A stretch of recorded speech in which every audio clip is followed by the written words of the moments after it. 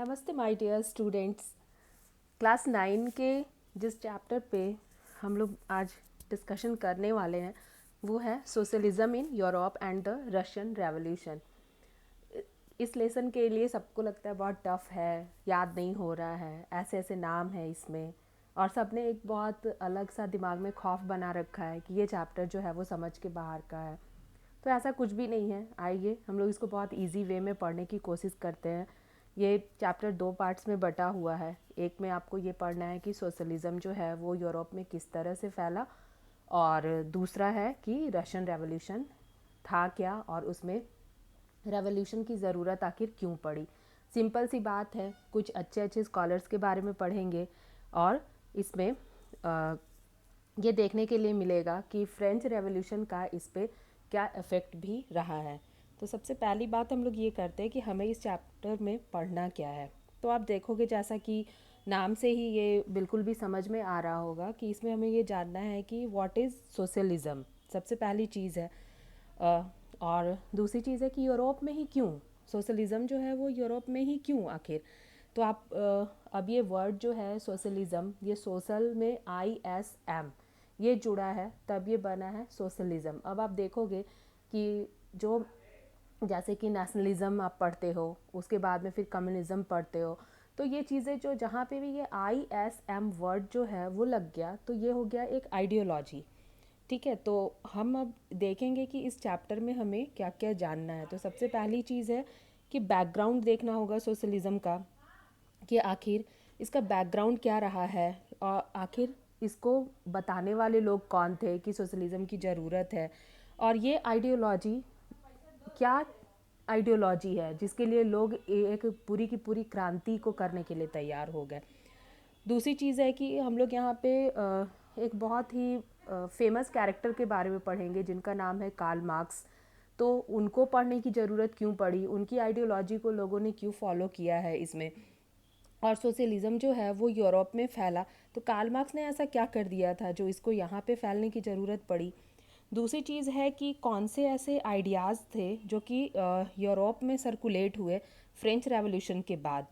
तो आपको अगर याद हो फ्रेंच रेवोल्यूशन, तो उसमें आप देखोगे कि फ्रीडम, इक्वालिटी, इन चीज़ों की बात की गई है फ्रेंच रेवोल्यूशन के टाइम में।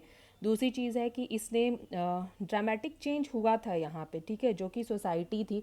याद करो आप, क्लर्जी, उसके बाद में फिर है नोबिलिटी, और जो नेशनल असेंबली थी, जो थर्ड स्टेट था। तो इन सब चीज़ों में इसके स्ट्रक्चर में सोसाइटी में चेंज हुआ था।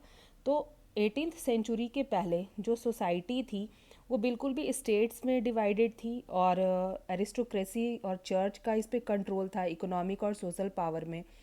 तो यहाँ पे फिर आप देखोगे कि दो इंडियंस हैं, ठीक है, राजा राम मोहन रॉय और डेरोजियो, जिन्होंने भी कि फ्रेंच रेवोल्यूशन के जो भी इन्फ्लुएंस थे उनकी बात की है। उन काफ़ी ज़्यादा असर इनका भी पड़ा है फ्रेंच रेवोल्यूशन का, इनके माइंडसेट पे भी। तो ये चीज़ें तो हम अब समझ रहे हैं कि हाँ ठीक है, सोशलिज्म में क्या क्या चीज़ें जो है वो फ्रेंच रेवोल्यूशन के बाद आई है, यूरोपियन कंट्रीज़ पे इसका असर क्या पड़ा है, ये चीज़ें हम देखेंगे। दूसरी चीज़ है कि ये जो फ्रेंच रेवोल्यूशन था इस समय में ट्रांसफॉर्म हुआ सोसाइटी। आप कह सकते हो कि लोग जो थे वो रीस्ट्रक्चर करना चाहते थे सोसाइटी का, और यहाँ से सोसाइटी जो है वो लगभग आपका 3 भागों में बट गई थी, जो कि थे कंजर्वेटिव्स, लिबरल्स और रेडिकल्स। तो डेवलपमेंट होता गया और इसका असर 20th सेंचुरी में भी पड़ा, और ये आइडिया जो है वो बहुत ही ज़्यादा पावरफुल हो करके रशिया में भी फैला। तो ये चीज़ें हम इस चैप्टर में पढ़ेंगे, और ये इसका इंट्रोडक्शन था कि सोशलिज्म जो है वो यूरोप में क्यों फैला। दूसरी चीज़ है कि अब हम लोग इससे थोड़ा सा अलग अब देखेंगे। यहाँ पे एक और टॉपिक है, द रशियन रेवोल्यूशन की बात की गई है। तो रशियन रेवोल्यूशन में कौन कौन सी चीज़ें हमें पढ़नी है। तो सबसे पहली चीज़ है कि बैकग्राउंड के बारे में जानना होगा कि आखिर रेवोल्यूशन का बैकग्राउंड क्या रहा। फिर है कि ये रेवोल्यूशन की एक सीरीज़ थी, ठीक है, जिसमें कि आप पढ़ोगे कि 1905 का रेवोल्यूशन, फिर है फेब्रुवरी रेवोल्यूशन, अक्टूबर रेवोल्यूशन। उसके बाद में फिर जानने की आगे हम कोशिश करेंगे रशिया आफ्टर रेवोल्यूशन, कि रशिया जो है वो रेवोल्यूशन के बाद USSR बना। और लास्टली हम जानेंगे कि स्टालिन के अंडर जो रशिया थी वो कैसी थी। ठीक है, तो इसमें हम लोग बहुत सी चीज़ें पढ़ेंगे। उसके बाद में फिर है व्लादिमीर लेनिन, जोसेफ स्टालिन के विचार, वो सारी चीज़ें हम यहाँ देखेंगे कि उन्होंने रशियन सोसाइटी में आखिर किस तरह के बदलाव किए थे, कौन कौन से चेंजेस यहाँ पे हुए थे। तो ये तो है आपका कि आप ये जानोगे कि इंट्रोडक्शन क्या है। अब हम लोग देखते हैं, हमारा जो फर्स्ट यहाँ पे टॉपिक है कि रशियन रेवोल्यूशन में आखिर यूरोप जो है वो किन 3 हिस्सों में बटा हुआ था। तो सबसे पहली बात हम लोग करेंगे, यहाँ पे 3 हिस्सों में जो बटे थे वो सबसे पहले थे, हम लोग बात करते हैं लिबरल्स की। तो लिबरल्स जो थे वो चाहते थे कि रिलीजन का टॉलरेंस हो।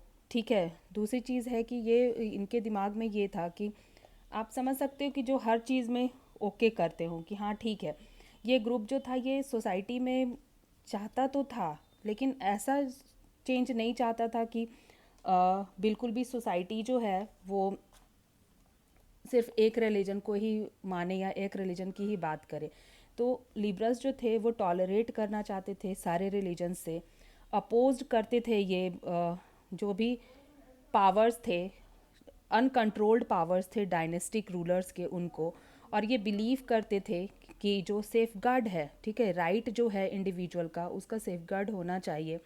ये फेवर करते थे कि पार्लियामेंट जो है वो इलेक्टेड गवर्नमेंट हो। ठीक है, उसके अलावा ये एडवोकेट करते थे कि बिल्कुल भी एक वेल ट्रेंड इंडिपेंडेंट जुडिशियरी होनी चाहिए। तो ये तो था कि ये क्या लाइक करते थे, लेकिन अगर इनकी डिसलाइक की बात हम लोग करें तो ये ट्रूली डेमोक्रेटिक नहीं थे। ठीक है, क्योंकि ये यूनिवर्सल एडल्ट फ्रेंचाइज को कभी भी फेवर नहीं करते थे। ये इनका हमेशा मानना था कि विमेंस को कोई राइट नहीं होना चाहिए वोट का, और मेन जो हैं उन्हीं को प्रॉपर्टी, जिनके पास एक्चुअल में प्रॉपर्टी हो उनको राइट मिलना चाहिए वोट का।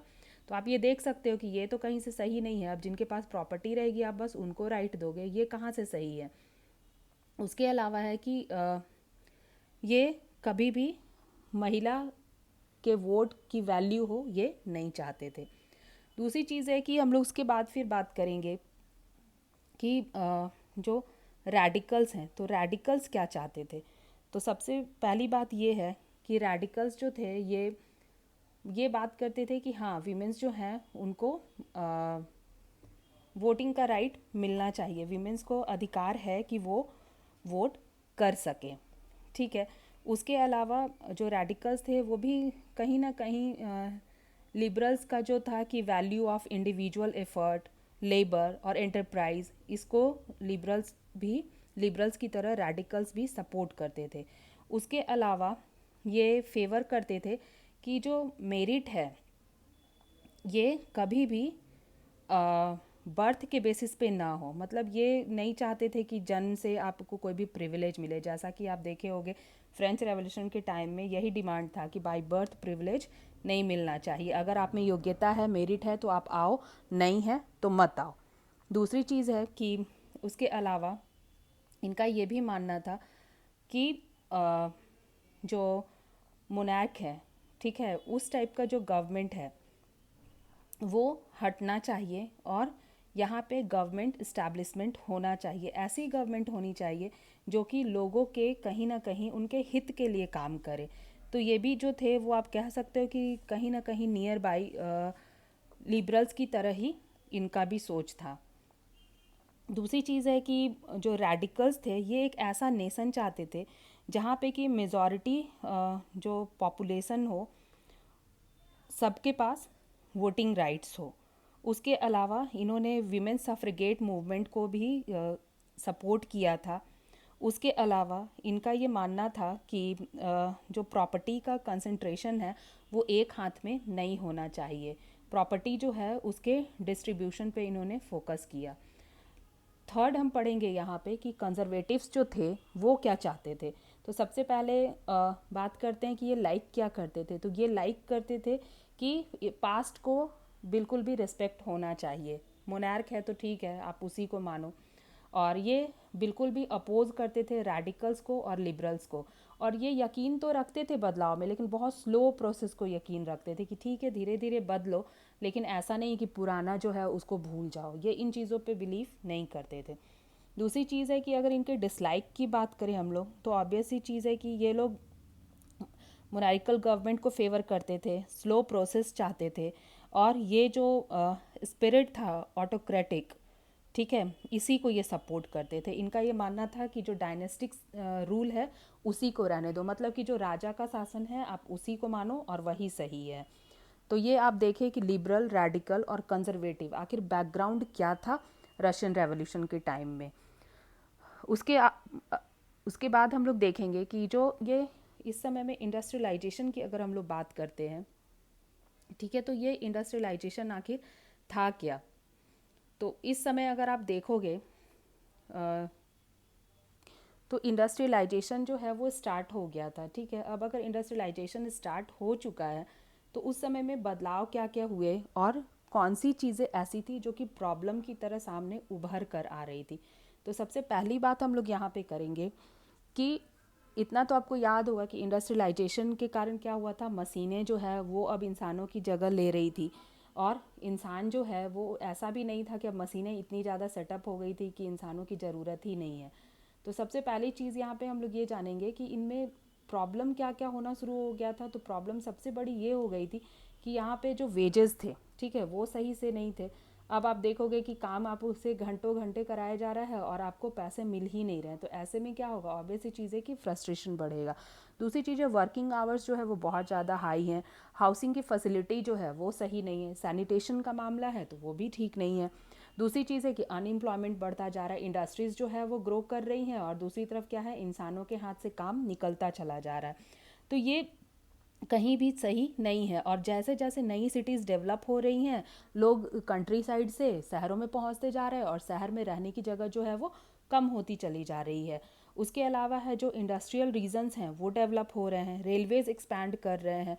तो ऑब्वियस चीज़ है कि इंडस्ट्री अगर सेटअप हो रहा है, लोगों की ज़रूरत है, तो उनके ज़रूरत के अकॉर्डिंग अगर आप किसी भी तरह की सुविधा जो है वो नहीं देते हो, तो ऐसे में क्या होगा, ऐसे में लोगों के अंदर गुस्सा आएगा। उनको अगर प्रॉपर सैनिटाइजेशन नहीं मिल रहा, हाउसिंग सही नहीं है, रोज़गार की कमी है, वर्किंग आवर्स इतने ज़्यादा कि काम करते करते ही लोग मर जा रहे हैं, या फिर कुपोषित हैं, उनका जो वेजेस है वो इतना है ही नहीं कि आप उसको खाने के लिए सही से दे रहे हो, तो क्या होगा, क्रांति तो होगी। और क्रांति के लिए कहते हैं एक चिंगारी ही काफ़ी होती है। तो ये जो इंडस्ट्रियलाइजेशन है उसने एक वजह दी थी रशियन रेवोल्यूशन को भी राइज होने की। उसके बाद हम लोग बात करेंगे कि इस समय कौन कौन से ऐसे लोग थे। तो लिबरल्स और रेडिकल्स और जो नेशनलिस्ट्स थे, ठीक है, उन्होंने इंडस्ट्रियलाइजेशन को सपोर्ट किया था। तो एक्चुअल में इनको लगा कि सपोर्ट करने से क्या होगा, तो लोगों को काम मिलेगा, लोगों को यहाँ पे जो वेजेस हैं वो अच्छी मिलेंगी, तो लोग चाहते थे कि बदलाव हो।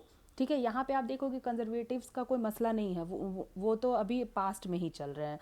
तो सिर्फ जो जिनमें राष्ट्रीयता की भावना थी, जो नेशनलिस्ट थे, उसके अलावा जो लिबरल हैं और रेडिकल हैं, वो सब चाहते थे कि हाँ इंडस्ट्रियलाइजेशन सही चीज़ है, सपोर्ट कर रहे थे। इसी समय में इटली में एक कह सकते हो स्कॉलर हुए जो थे गिसिपी मेजिनी, उन्होंने भी सपोर्ट किया। उसके अलावा जो रॉबर्ट ओवन थे, ठीक है, नाम सुनने में थोड़ा अलग आपको लग सकता है, लेकिन जो ये रॉबर्ट ओवन थे, इन्होंने न्यू हार्मनी, ठीक है, इंडियाना जो है वहाँ से इन्होंने स्टार्ट किया। तो इनका भी ये मानना था कि हाँ इंडस्ट्रियलाइजेशन जो है वो सही है। उसके अलावा बात करेंगे हम लोग कार्ल मार्क्स की, फ्रेडरिक एंजल्स जो है इन्होंने भी सपोर्ट किया कि कोऑपरेटिव होने चाहिए एसोसिएशंस। तो अब आप सोचोगे कोऑपरेटिव एसोसिएशंस क्या है। तो कोऑपरेटिव एसोसिएशन का मतलब है कि वैसे लोग, ठीक है, जो कि प्रॉफिट जब हो, ठीक है, तो प्रॉफिट में सबको हिस्सा दें। ऐसा नहीं है कि बस एक जो मालिक है वो सब कुछ लेकर के और बैठ जाए और हिस्सा किसी को ना मिले। तो कोऑपरेटिव का मतलब होता है associations of people who produce goods and distribute profits according to the work done by members. Produce हो, ठीक है, लोग मिलकर काम करें और जो प्रॉफिट हो उसमें सबका हिस्सा आए, हिस्सा मिले। तो इस चीज़ को बढ़ावा दिया था कार्ल मार्क्स ने। और आपको ये जानकर बहुत ज़्यादा आश्चर्य नहीं होना चाहिए, लेकिन कार्ल मार्क्स ही वैसे हैं जिनके आइडियोलॉजी को फॉलो किया जा पहले भी किया जाता था, आज भी किया जाता है। तो इन सब ने यहाँ पे कार्ल मार्क्स ने कहा, जो आइडियोलॉजी दी उनमें उनका साफ मोटिव था, ये कहना था कि जो लेबरर क्लास है, वर्कर्स है, उनमें भी हिस्सा बंटना चाहिए। तो यहाँ से दो टर्म आपको समझने का मौका मिलेगा, एक तो है आपका सोशलिस्ट और दूसरा है कैपिटलिस्ट। ठीक है, तो अब हम लोग देखते हैं कि सोशलिज्म क्या है और कैपिटलिज्म क्या है। तो सबसे पहली बात हम लोग करते हैं कि सोशलिज्म जो है, इसमें प्रोडक्शन जो है उस पर कंट्रोल इंडिविजुअल का ना हो, पूरे सोसाइटी का हो, और कह सकते हो कि गवर्नमेंट का कंट्रोल होना चाहिए, और गवर्नमेंट क्या करे, सबको बराबर बराबर दे, मतलब ऐसी सामाजिक व्यवस्था हो जिसमें सबको बराबर का हक हो। उसके अलावा है कि सोशल वेलफेयर जो है वो मेन मोटिव होना चाहिए। सोशलिज्म में ये कहा गया है कि एक सोशलिस्टिक सोसाइटी जो है उसमें सोशल वेलफेयर जो है वो गवर्नमेंट का मेन मोटिव हो, मेनली यही उद्देश्य हो कि सबका विकास हो। उसके अलावा इसमें प्राइवेट प्रॉपर्टी जो है उसको कहा गया कि वो रूट है, ठीक है, जड़ है ऑल एविल्स की। सारे जो भी कह सकते हो आपकी जितनी भी बुराइयां हैं, कुरीतियां हैं, उन सब का सबसे बड़ा अगर कोई रूट कॉज है तो वो है आपका प्राइवेट प्रॉपर्टी। तो इसमें ये जो सिस्टम है, सोशलिज्म जो सिस्टम है, इसमें कहा गया है कि प्राइवेट प्रॉपर्टी नहीं होनी चाहिए, इस सिस्टम के खिलाफ थे। उसके अलावा हम लोग देखेंगे कि कैपिटलिज्म क्या है। तो कैपिटलिज्म में कहा गया है कि प्रोडक्शन जो है वो प्राइवेट इंडिविजुअल्स के कंट्रोल में हो, ठीक है, जबकि सोशलिज्म ऐसी बात नहीं करता है। उसके अलावा कैपिटलिज्म ये कहता है कि जो मैक्सिमम प्रॉफिट है वो मेन मोटिव होना चाहिए। आपको अगर इस चीज़ को सिंपल भाषा में आप समझो तो कहने का मतलब है कि जो मालिक है सब कुछ उसका होना चाहिए और सारा प्रॉफिट भी उसका होना चाहिए, जो काम कर रहा है उसके हिस्से बस थोड़ा सा कुछ जाना चाहिए। मतलब जितना प्रॉफिट है वो सब मालिक का, बाकी सब यूं ही किसी को कुछ नहीं मिलेगा। उसके अलावा कहा गया है कि जो कैपिटलिज्म है वो सपोर्ट करती है प्राइवेट प्रॉपर्टी को। इसको कोई मतलब नहीं है कि आप खाए हो, जिंदा हो, मर गए हो, बस मेरे लिए काम करो, मैं प्रॉफिट कमाऊंगा और दूंगा या नहीं दूंगा वो मेरी मर्जी है। तो ये है सोशलिज्म और कैपिटलिज्म। मुझे उम्मीद है आपको यहाँ तक समझ में आया होगा। नेक्स्ट डे हम लोग रशियन रेवोल्यूशन के टॉपिक 1905, अक्टूबर रेवोल्यूशन, फरवरी रेवोल्यूशन और उसके आगे की कहानी सुनेंगे। मुझे उम्मीद है आपको समझ आया होगा। Thanks for watching. खुश रहिए, पढ़ते रहिए।